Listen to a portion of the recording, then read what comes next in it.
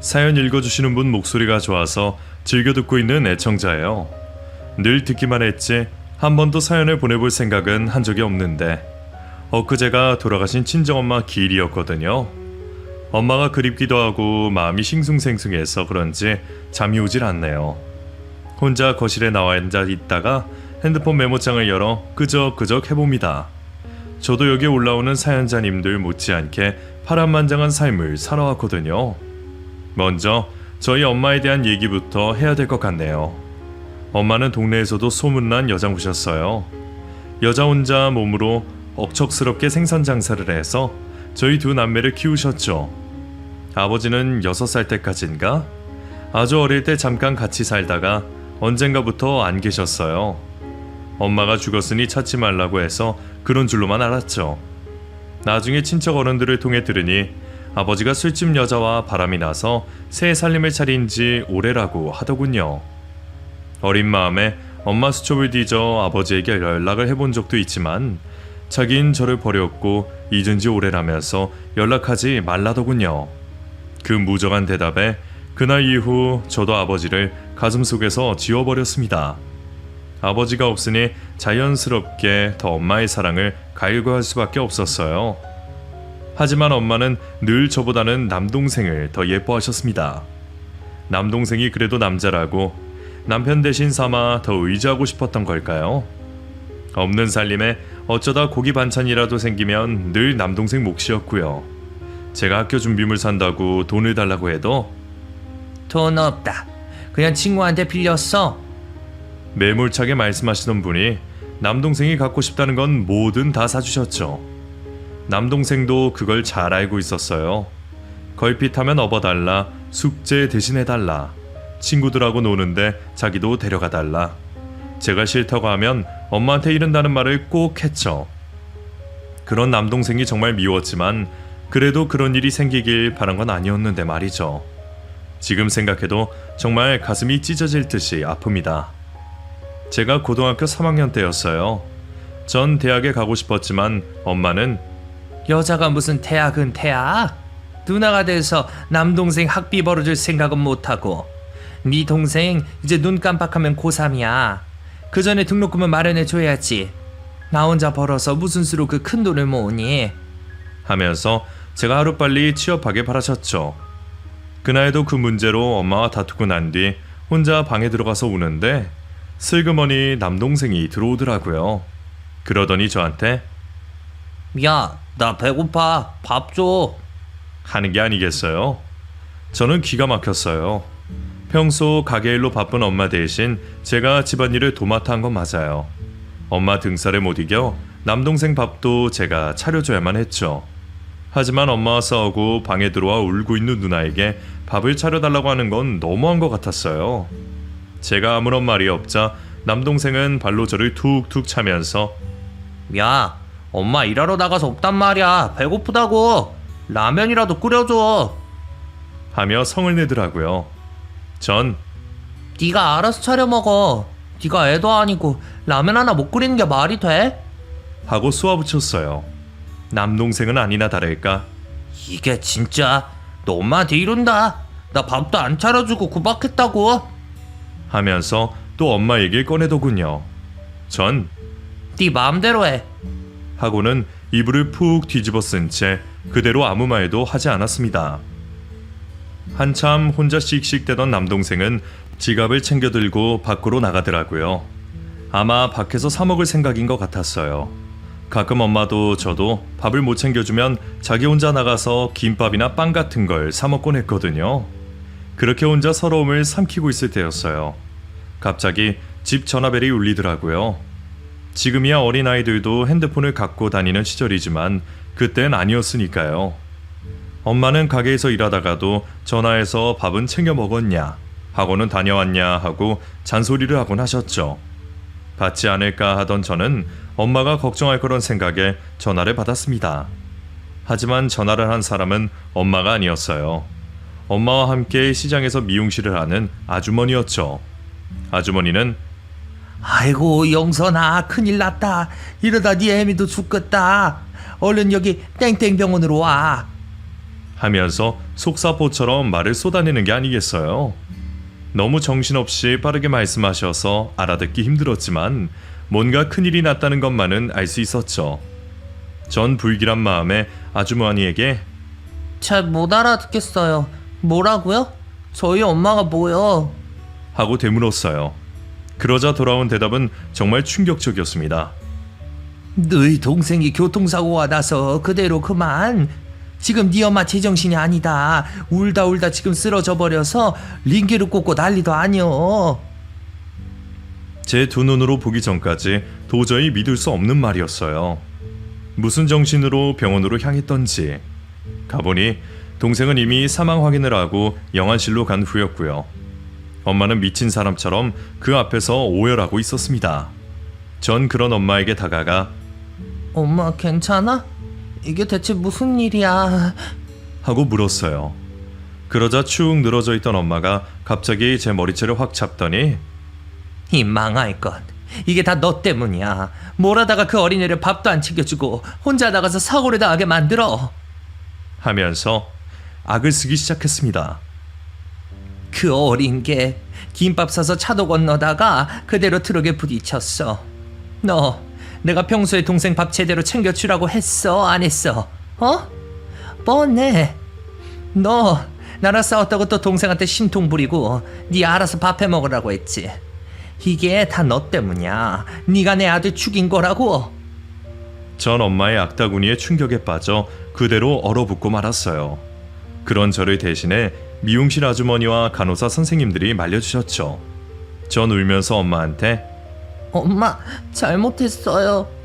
난 그냥 오늘은 정말이지 밥 차릴 마음이 아니라서 이렇게 될 줄은 몰랐어요.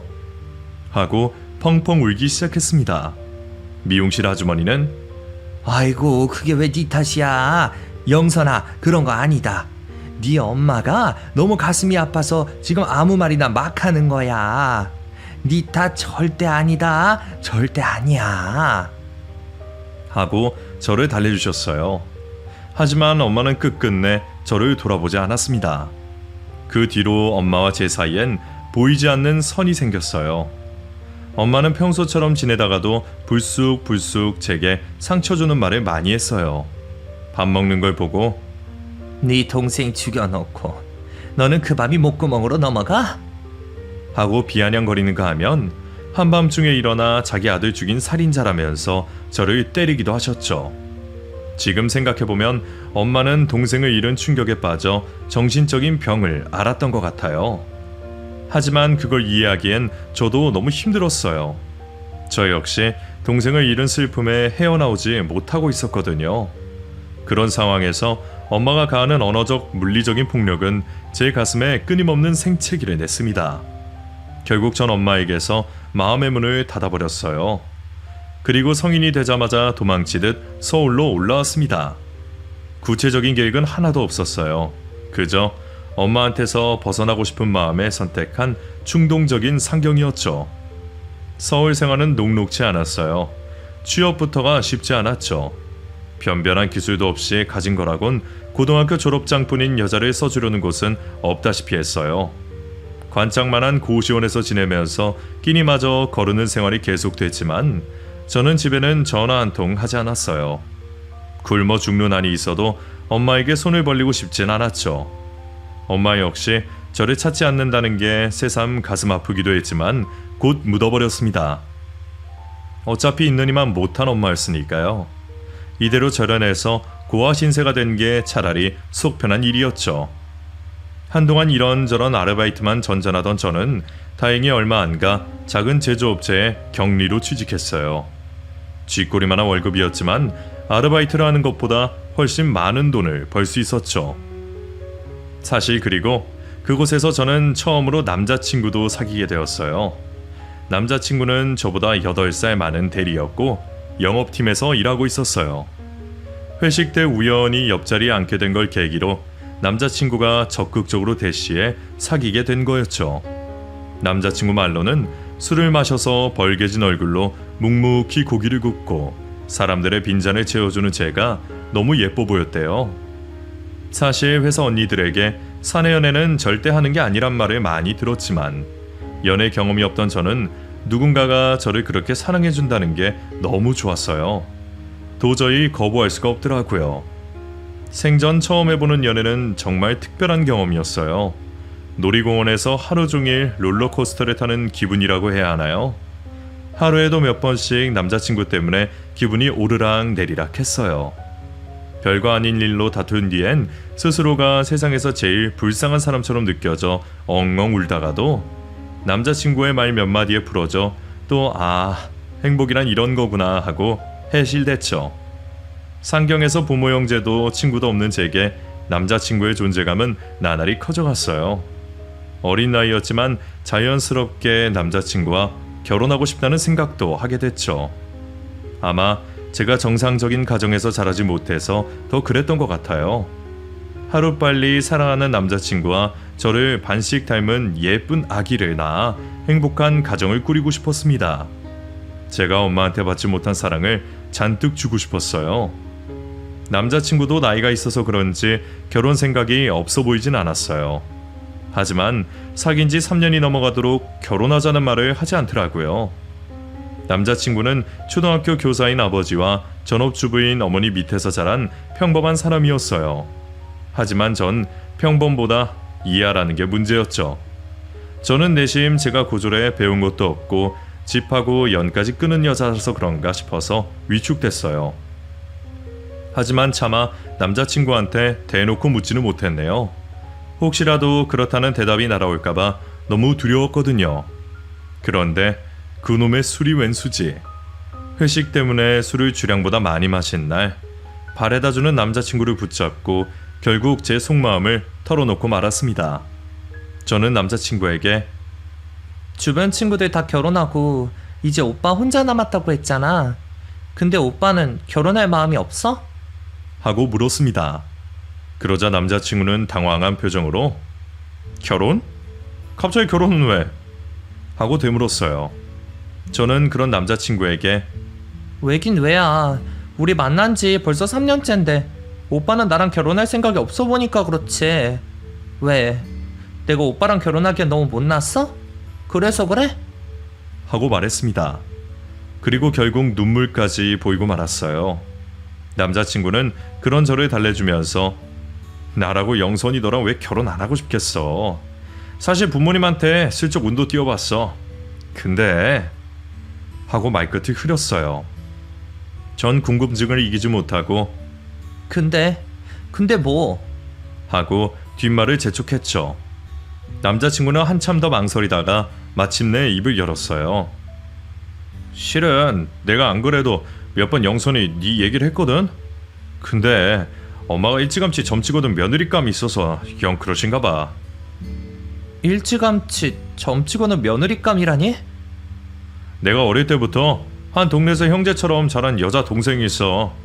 걔네 집이 대대로 의사 집안이라서 걔는 의학과 나와서 지금 우리 동네에서 약사하고 있거든. 근데 엄마가 맨날 이런저런 핑계로 가서 시간 보내고 오나 봐. 물론 난 전혀 그럴 생각이 없어. 걘 나한테 그냥 어릴 때 친했던 아는 동생 그 이상 그 이하도 아니야. 나한텐 영선이 너밖에 없어. 남자친구 집에서 미리 점치고든 며느리감이 있을 줄은 정말 상상도 못했어요. 이대로는 남자친구를 뺏길지도 모른다는 위기감이 들었죠. 전 남자친구를 설득해 남자친구 부모님을 직접 뵙고 인사드리기로 했습니다. 제가 자주 찾아가 살갑게 굴면 부모님의 마음도 돌릴 수 있을 거라고 믿었어요. 하지만 남자친구 어머니는 제 예상보다 훨씬 만만치 않은 분이었습니다. 인사드리는 자리에서 제게 눈길조차 주지 않고 없는 사람인 것처럼 굴었죠. 민망해진 남자친구 아버지가 돌아가는 길에 욕 봤어요. 아가씨, 너무 마음에 담아두지 말아요. 하고 따로 위로를 해줄 정도였어요. 남자친구도 정말 미안하다면서 사과했죠. 하지만 전 아무렇지도 않았어요. 어릴 때 엄마가 저를 학대하던 것에 비하면 세 발의 피였죠. 꼭 인정받고 말겠다는 오기마저 샘솟더군요. 그날 이후 전 매일같이 남자친구네 집에 찾아가 얼굴 도장을 찍었어요. 남자친구 가족을 위해 저녁마다 12첩 반상을 차리고요. 당뇨가 있는 어머님한테 좋다는 삼버섯까지 직접 캐다가 다려드렸죠. 하지만 그래도 남자친구 어머니는 여전히 제게 모질기만 했어요. 저녁 식사 자리에 미래 며느리감으로 점 찍어 두셨다는 그 약사를 초대해서 저를 창피 주기도 했죠. 결국 전 남자친구에게 헤어지자고 말했습니다. 더는 견디기 힘들었거든요. 그런데 남자친구는 생각보다 저를 더 사랑하고 있었던가 봐요. 갑자기 헤어지자니 그게 무슨 소리야. 지금까지 잘 버텨왔잖아. 조금만 더 노력해주라. 우리 엄마 때문에 이렇게 헤어진다는 게 말이 돼? 하고 매달려왔습니다. 그러더니 급기야 어머님과 싸우고 집을 나와 저희 집에서 얹혀 살기 시작했어요. 남자친구를 받아주면 안 된다고 생각했지만 사랑하는 남자가 저를 위해서 집까지 나왔다니 모질게 밀어내기가 힘들더라고요. 결국 저는 남자친구와 동거를 시작했습니다. 회사에서도 집에서도 내내 함께였지만 지겹기는커녕 점점 애정이 커져만 갔죠. 그리고 결국 저는 덜컥 남자친구의 아이를 갖고 말았습니다. 의도했던 건 아니었어요. 저는 남자친구가 첫 애인이었기 때문에 피임에 대해 너무 무지했었거든요. 동거 중에 임신이라니 당황스러웠지만 그토록 바라던 아이를 지우고 싶진 않았어요. 다행히 남자친구는 제가 자신의 애를 가졌다는 걸 알고 뛰듯이 기뻐했죠. 전 남자친구에게 오빠, 나 우리 애는 제대로 된 환경에서 키우고 싶어. 내 말 무슨 뜻인지 알지? 하고 말했습니다. 남자친구는 제 손을 꾹 잡으면서 그래, 무슨 말인지 알아. 주말에 바로 우리 집에 다시 가서 정식으로 결혼 허락 받자. 애까지 생긴 걸 알면 엄마도 더는 반대 못할 거야. 하고 저를 안심시켜줬죠. 여러 가지 우여곡절이 많았지만 결국 남자친구의 부모님은 저와 제 뱃속의 아이를 받아줬어요. 남자친구가 손이 귀한 집안이었던지라 이미 들어선 애를 차마 지우라고 할 수는 없었던가 봐요. 배가 더 불러오기 전에 식을 치러야 했기 때문에 저와 남자친구는 번갯불에 콩 구워 먹듯 빠르게 결혼식을 올렸습니다. 고민했지만 결혼식에도 친정엄마는 부르지 않았어요. 남편과 상의해 시가 식구들에게도 양친 두 분 다 돌아가셨다고 말에 맞춰뒀죠.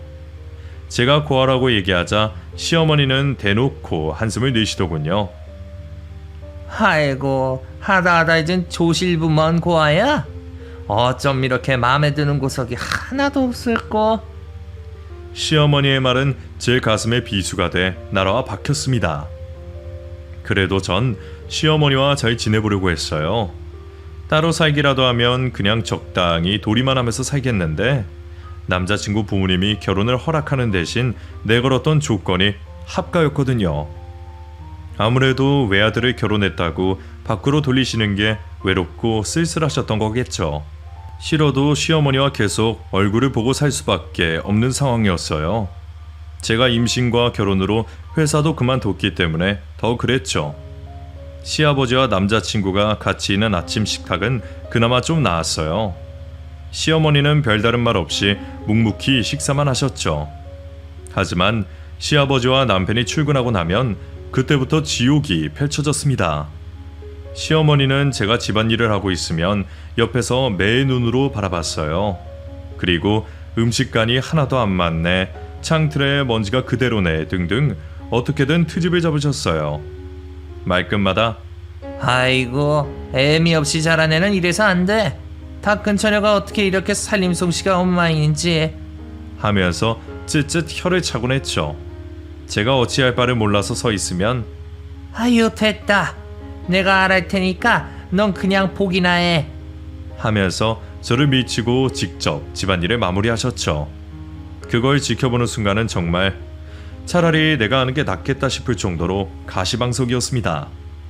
그러던 어느 날이었어요. 남편과 시아버지가 출근하자마자 시어머니가 베란다 청소를 하자고 하시더군요. 며칠 전에 내린 비로 창틀이며 바닥이 엉망이라면서요. 평소 같으면 군말 없이 네, 어머니. 했겠지만 그날따라 배가 너무 뭉쳐서 아프더라고요. 금방이라도 기절할 것만 같았죠. 그래서 전 시어머니에게 어머니, 죄송한데 배가 너무 아파서요. 내일 하면 안 될까요? 대신 점심 저녁은 제가 이따 장 봐서 맛있게 차려드릴게요. 하고 부탁했죠. 웬일로 시어머니는 그래 알겠다. 너 배가 아프다는데 어쩔 수 없지. 점심 저녁도 신경 쓰지 말아라. 그냥 내가 차릴 테니까 푹 쉬어. 하시더군요. 뭔가 찝찝했지만 그래도 아프다니까 좀 배려해 주시는구나 싶어서 마음이 좀 누그러졌던 것 같아요. 결혼 이후 쭉 긴장했던 몸이 오랜만에 풀려서일까요? 침대에 잠깐 누워있는다는 게 그대로 깜빡 잠이 들고 말았죠. 다시 눈을 떴을 땐 어느덧 저녁 7시였어요. 남편도 시아버지도 돌아오셨을 시간이라 허둥지둥 몸을 단장하고 밖으로 나갔죠.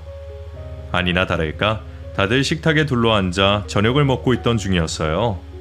전 얼른 남편 옆자리로 가서 아버님 다녀오셨어요? 당신도 잘 다녀왔고요. 하고 인사를 건넸어요. 하지만 시아버지는 제 쪽은 쳐다도 보지 않으셨어요. 남편도 냉랭한 표정으로 묵묵히 밥만 먹고 있었죠. 전 의아한 마음으로 그런 남편을 바라보다가 시어머니 쪽으로 고개를 돌렸어요. 그리고 깜짝 놀라고 말았습니다. 글쎄 시어머니가 왼쪽 팔에 깁스를 하고 있는 게 아니겠어요? 전 놀라서 어머니, 팔에는 왜 붕대예요? 어디 다치셨어요? 하고 물었습니다. 그러자 시어머니는 슬쩍 남편 눈치를 보더니 아니다. 신경 쓸 것 없다. 하며 말을 아끼더군요. 그런 시어머니를 대신해 입을 연 건 남편이었어요. 남편은 대뜸 당신 대체 뭐하는 여자야? 하고 소리를 지르더군요. 전 너무 놀라서 아무 말도 하지 못했어요. 그 사이 남편은 당신 그동안 임신했다는 핑계로 우리 엄마한테 일 다 미루고 놀기만 했다며? 어쩐지 그동안 내가 당신 설거지 말고 다른 집안일 하는 꼴을 못 봤어. 우리 엄마가 당신 대신 오늘 베란다 청소하다가 넘어져서 큰일 날 뻔한 거 알긴 알아? 임신이 그렇게 대단해? 어? 애 가진 게 그렇게 대수냐고? 우리 엄마 이제 예순이야. 뼈 하나 부러지면 잘 낫지도 않는데 어디 부려먹을 사람이 없어서 예순 다 된 노친네를 하면서 다다다 쏘아붙이기 시작했어요. 아니 여보, 그런 게 아니라. 됐어. 당장 우리 엄마한테 사과나 해. 당신이 처 자빠져 자는 동안 엄마가 이 부러진 팔로 저녁상까지 다 차렸으니까. 남편은 제 말을 들으려고 하지도 않았어요. 전 시어머니에게 도움을 요청하는 눈빛을 보냈지만 시어머니는 그저 가련한 피해자처럼 눈을 내리